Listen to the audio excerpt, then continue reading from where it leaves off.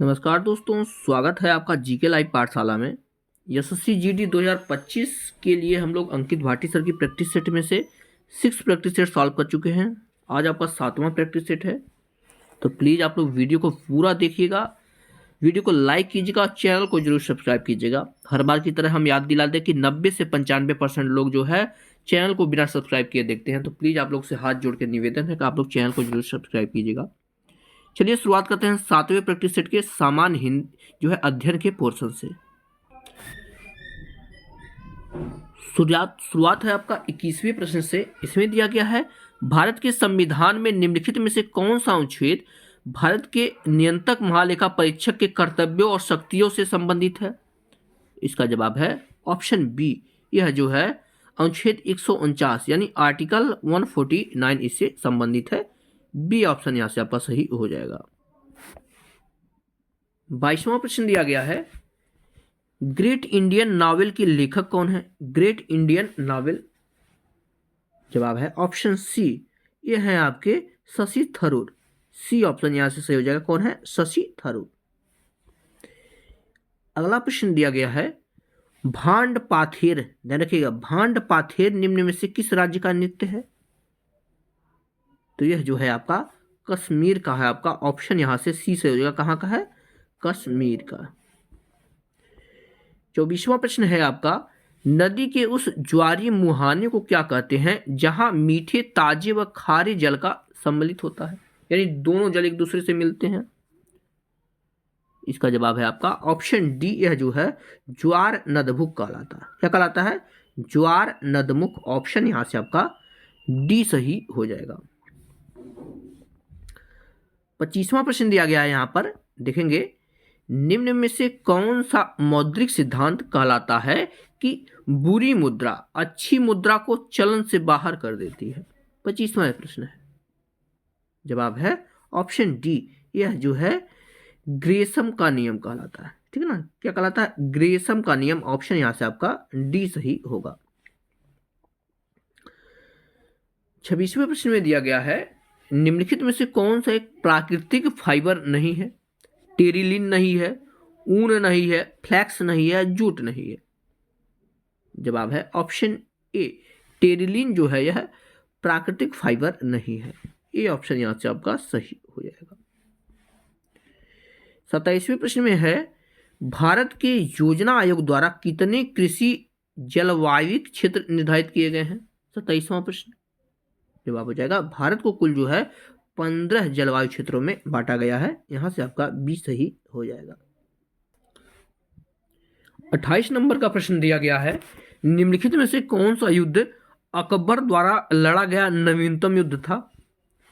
Question number आपका 28 है।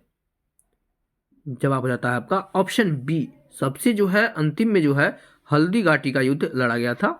B option यहां से सही हो जाएगा। 29वां प्रश्न दिया गया है, अंतरराष्ट्रीय समझौता मॉन्ट्रियल प्रोटोकॉल निम्न में से किससे संबंधित है? मॉन्ट्रियल प्रोटोकॉल के बारे में बार बार पूछा जाता है। जवाब हो जाता है आपका ऑप्शन नंबर यहां से ऑप्शन सी सही हो जाएगा। यह जो है ओजोन लेयर से संबंधित है, ओजोन संरक्षण से संबंधित है मॉन्ट्रियल प्रोटोकॉल। बढ़ते हैं 30 नंबर प्रश्न की तरफ। इस प्रश्न में दिया गया है, भारतीय तटरक्षक का नया महानिदेशक किसे नियुक्त किया गया है? तो यह जो है बीरेंद्र सिंह पठानिया जी को नियुक्त किया गया है। ए ऑप्शन यहां से सही हो जाएगा, बीरेंद्र सिंह पठानिया। नेक्स्ट क्वेश्चन दिया गया है 31। प्रश्न है आपका, सोथियारा छिम को 64वें रेमन मैग्सेसे पुरस्कार 2022 के रूप में घोषित किया गया है, वह निम्नलिखित में से किस देश से संबंधित है? इसका जवाब बनता है आपका ऑप्शन नंबर यहां से ए, यह जो है कंबोडिया से संबंधित है। ए ऑप्शन सही हो जाएगा। कहां से है? कंबोडिया से यह संबंधित है। अगला प्रश्न है, बी आर अंबेडकर ने निम्नलिखित में से कौन सी पुस्तक लिखी थी? जवाब हो जाता है ऑप्शन सी, इन्होंने जो है इनहिलेशन ऑफ कास्ट या जाति का विनाश। ठीक है ना? सी ऑप्शन यहां से सही हो जाएगा, ऑप्शन सी। 33 नंबर के प्रश्न में दिया गया है, किस राज्य के मुख्यमंत्री ने कृषक assistance for livelihood and income argument यानी कालिया जो है योजना के तहत राज्य के 41.85 लाख किसानों को 869 करोड़ रुपए दिए हैं? जवाब हो जाता है आपका ऑप्शन नंबर यहां से डी, यह जो है उड़ीसा राज्य को दिए हैं, उड़ीसा राज्य। अगला प्रश्न है, किस कोशिकांग को कोशिका के बिजली घर के नाम से जाना जाता है? कोशिका का बिजली घर या कोशिका का पावर हाउस कहा जाता है? जवाब है ऑप्शन बी, माइटोकॉन्ड्रिया को जो है कोशिका का पावर हाउस या बिजली घर कहा जाता है। 35 नंबर प्रश्न है, भारतीय नौसेना द्वारा आयोजित कौन भारत के समुद्री अभ्यास जिमेक्स का छठा संस्करण 17 सितंबर 2022 को बंगाल की खाड़ी में हुआ? यानी जो है जिमेक्स भारत और किस देश के जो है समुद्री अभ्यास है? जवाब है आपका ऑप्शन ए, जापान का है। जिमेक्स जो है भारत और जापान के बीच जो है होने वाला युद्धाभ्यास है। 36वां प्रश्न है, मनुष्य के लिए ध्वनि की श्रव्य सीमा कौन सी है? यानी कौन सी जो है प्रकार की ध्वनियां जो है मनुष्य सुन सकता है, कितने और कितने हर्ट के बीच रहे? जवाब है ऑप्शन डी, 20 से लेकर 20,000 हर्ट्ज के बीच जो है जो ध्वनियां होती हैं वह मनुष्य जो है श्रव्य कर सकता है यानी सुन सकता है। नेक्स्ट क्वेश्चन दिया गया है 37 नंबर का, बिजली की चमक दिखाई देने की तुलना में गड़गड़ाहट की आवाज बहुत बाद में सुनाई देती है। यह क्या दिखता है? यानी बिजली जो है पहले आ जाती है और जो है उसकी गड़गड़ाहट की आवाज बाद में आती है, ऐसा क्यों होता है? जवाब हो जाएगा ध्वनि की गति प्रकाश की गति से बहुत कम है। ठीक है, यानी जो है प्रकाश की गति अधिक है ध्वनि की गति से। ये ऑप्शन यहां से सही हो जाएगा। नेक्स्ट क्वेश्चन दिया है 38 नंबर का, क्वेश्चन है आपका, 15 सितंबर 2022 को अंगोला राष्ट्रपति के रूप में दूसरे कार्यक्रम के लिए किसे शपथ ली है? अंगोला के राष्ट्रपति के रूप में। इसका जवाब यहां से बनेगा आपका ऑप्शन नंबर डी, यह जो है जोआओ लोरेंको, ध्यान रखिएगा जोआओ लोरेंको को जो है चुना गया है।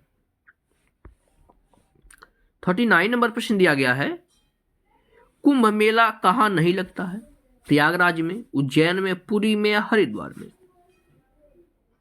जवाब हो जाता है आपका ऑप्शन सी, पुरी में जो है कुंभ मेला नहीं लगता है, यहां से आपका सही जवाब बनेगा। 40वां प्रश्न है, भारतीय दंड संहिता आईपीसी के अंतर्गत कितने प्रकार की सजा का प्रावधान है? जवाब हो जाएगा ऑप्शन सी, कुल जो है 5 प्रकार की सजा का प्रावधान। सी ऑप्शन यहां से आपका सही हो जाएगा। अब आते हैं इसके पार्ट डी पर, हिंदी के सेक्शन पर। 61 नंबर प्रश्न है, निम्नलिखित में से कौन सा शब्द तालाब का पर्यायवाची शब्द है? तालाब। जवाब है ऑप्शन ए, पुष्कर। पुष्कर है, तड़ाग है, पोखर है, ये सब जो है तालाब की पर्यायवाची शब्द होते हैं। नेक्स्ट क्वेश्चन है, दिए गए शब्दों में से किस शब्द की वर्तनी शुद्ध है? सांकृत्यायन कैसे लिखाता है? जवाब हो जाता है आपका ऑप्शन बी, सांकृत्यायन इस तरह से लिखा जाता है जैसे कि आपके ऑप्शन बी में लिखा गया है। अगला प्रश्न, निम्नलिखित में से आदर्श शब्द का विलोम शब्द क्या है? आदर्श का जवाब है ऑप्शन सी, यथार्थ होता है। ठीक है ना, यथार्थ होता है आदर्श का विलोम। स्तुति का यहां पर निंदा हो जाता है, अनावृष्टि का अतिवृष्टि हो जाता है, इति का जो है अथ होता है। 64 नंबर प्रश्न है, निम्नलिखित में से शुद्ध वाक्य का चयन करना है, इनमें से कौन सा वाक्य शुद्ध है? जवाब है ऑप्शन डी, मुझे तुम्हारे सफल होने की खुशी है। यह आपका डी ऑप्शन यहां से आपका सही हो जाएगा। अगला प्रश्न दिया गया है, निम्नलिखित वाक्य में रिक्त स्थान को भरने के लिए उचित शब्द का चयन करें। वाक्य आपका, पंडित जी आप भी पानी क्या पीते हो? पीजिए, पीना है या पी? जवाब होता है आपका ऑप्शन बी, पंडित जी आप भी पानी पीजिए। बी ऑप्शन यहां से सही हो जाएगा। अगला प्रश्न है, निम्नलिखित में से रिक्त स्थान को भरने के लिए उचित शब्द का चयन करें। दिया है, आकाश भेदना और फोड़ना सबके वश में नहीं है। क्या फोड़ना? पाताल फोड़ना, धरती फोड़ना, जमीन फोड़ना या सागर फोड़ना? जवाब होगा पाताल फोड़ना। ठीक है, आकाश भेदना और पाताल फोड़ना सबके वश में नहीं होता है। इस तरह से आपका ऑप्शन ए सही है। नेक्स्ट क्वेश्चन देखते हैं। इसमें दिया गया है, निम्नलिखित में से जो सबसे आगे रहता है उसे क्या कहते हैं? अनादि, अनुकरणीय, अवैध या अग्रणी? सिंपल सा यह प्रश्न है। जो सबसे आगे रहता है उसे जो है अग्रणी कहते हैं। ठीक है ना, क्या कहते हैं? अग्रणी। डी ऑप्शन यहां से सही होगा। नेक्स्ट क्वेश्चन दिया गया है, दिए गए वाक्य में रेखांकित खंड के स्थान पर उपयुक्त शब्द चुनें। दिया है, पंडित जी ने कहा शुभ कार्य के लिए बाधाएं भी आ सकती हैं। तो शुभ कार्य के लिए जो है इसके स्थान पर कौन सा शब्द आएगा? जवाब हो जाता है आपका ऑप्शन सी, शुभ कार्य में। ठीक है ना, पंडित जी ने कहा शुभ कार्य में बाधाएं भी आ सकती हैं। 69 नंबर प्रश्न है, निम्नलिखित में से 99 के फेर में पड़ना मुहावरे का अर्थ क्या है? 99 के फेर में पड़ना। जवाब है ऑप्शन डी, 99 की फेर में पड़ना मतलब है निरंतर धन कमाने में लगे रहना। डी ऑप्शन यहां से सही हो जाएगा, निरंतर धन कमाने में लगे रहना। अगला प्रश्न है, निम्न में से कौन सा वाक्य शुद्ध है? जवाब है आपका ऑप्शन बी, पिता ने पुत्र को 1 रुपया दिया। बी ऑप्शन यहां से हो जाएगा, पिता ने पुत्र को 1 रुपया दिया। यह वाक्य जो है शुद्ध है। अगला प्रश्न, निम्नलिखित में से रामचरितमानस किसकी रचना है? तुलसीदास, कालिदास, वेद व्यास या वाल्मीकि? जवाब है ऑप्शन ए, रामचरितमानस जो है तुलसीदास जी की रचना है। ये आपका सही जवाब बनेगा। अगला प्रश्न है, निम्न शब्दों में से किस शब्द की वर्तनी अशुद्ध है? जवाब है ऑप्शन डी, आशातीत होता है ना कि आशातीत। तो यह जो है वर्तनी अशुद्ध है। डी ऑप्शन आपका यहां से सही हो जाएगा। बाकी है ऋकेश बार बार पूछा जाता है, वागीश्वरी ये भी पूछा जाता है, और दत्तेंद्र, तीनों के तीनों शब्द जो है शुद्ध हैं। नेक्स्ट क्वेश्चन दिया गया है, निम्नलिखित रेखांकित खंड के स्थान पर सबसे उपयुक्त विकल्प का चयन करें। दिया है, जल्दी करो, नल में पानी भर लो। तो नल में पानी भर लो का जो है इसके स्थान पे कौन सा शब्द आएगा? जवाब है ऑप्शन डी, नल में पानी भर लो नहीं, नल से पानी भर लो। डी ऑप्शन यहां से आपका सही होगा। अगला प्रश्न है, निम्नलिखित वाक्य में व्याकरणिक दृष्टि से शुद्ध वाक्य कौन सा है? 74 नंबर प्रश्न है। जवाब है आपका ऑप्शन बी, इस समय 4 बजे है। ठीक है ना, यह जो है वाक्य शुद्ध है। इस समय 4 बजे हैं। यहां से आपका ऑप्शन बी सही हो जाएगा। अगला प्रश्न है, मखमली जूते मारना मुहावरे का सही अर्थ क्या है? मखमली जूते मारना। जवाब हो जाता है ऑप्शन ए, मीठी बातों से लज्जित करना। यह जो है मखमली जूते मारने का अर्थ होता है। ए ऑप्शन यहां से आपका सही बन जाएगा।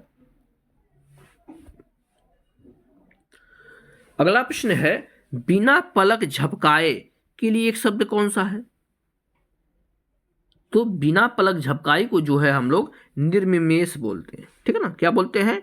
निर्मिमेष। सी ऑप्शन यहां से सही हो जाएगा। आगे गद्यांश दिया गया है, इसे पढ़कर आंसर देना है। तो एक बार गद्यांश का स्क्रीनशॉट आप लोग ले लीजिएगा। गद्यांश को हम एक बार पढ़ देते हैं। दिया गया है, रमेश को एक दिन एक कुल्हाड़ी मिली गई। वह उसे लेकर बाहर निकला। सामने एक नीम का पेड़ था। रमेश ने उस पेड़ को जैसे ही काटने लगा कि कहीं से आवाज आई। उसे आश्चर्य हुआ कि आसपास तो कोई भी नहीं था। उसे लगा कि यह नीम के पेड़ से उसके लिए कुछ कहना चाह रहा है, ठीक है ना। रमेश ने ध्यान से सुनने लगा। पेड़ ने कहा, तुम मुझे क्यों काट रहे हो? क्या तुम नहीं जानते कि मैं कितने काम, आगे देखते हैं, क्या तुम नहीं जानते हो कि मैं कितने काम का पेड़ हूं? मेरी पत्तियों को देखो, यह कितनी घनी है कि सूर्य की किरणें धरती तक नहीं पहुंच पाती, और मेरी छाया में मनुष्य, पशु आदि विश्राम करते हैं। इतना ही नहीं, मेरी पत्तियां हवा को भी शुद्ध करती हैं। मेरे फूल और फल भी बहुत काम आते हैं। इन्हें खाने से पेट की बीमारियां दूर हो जाती हैं।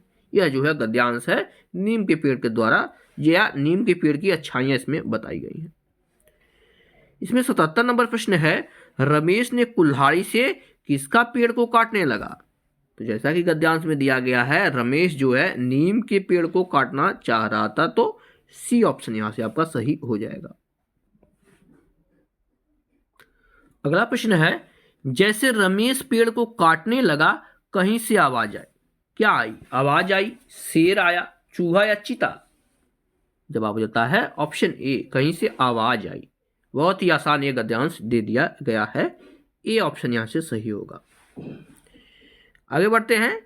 दिया है, नीम के साबुन बनते हैं किससे? फल से, तेल से, पत्ता से या फूल से? जवाब है ऑप्शन बी, नीम के तेल से जो है साबुन बनते हैं। बी ऑप्शन यहां से सही हो जाएगा। 80 नंबर का प्रश्न है, नीम की जड़ को उबाल कर पीने से क्या होता है? जवाब है, इससे जो है बुखार दूर हो जाता है। बी यहां से आपका सही हो जाएगा।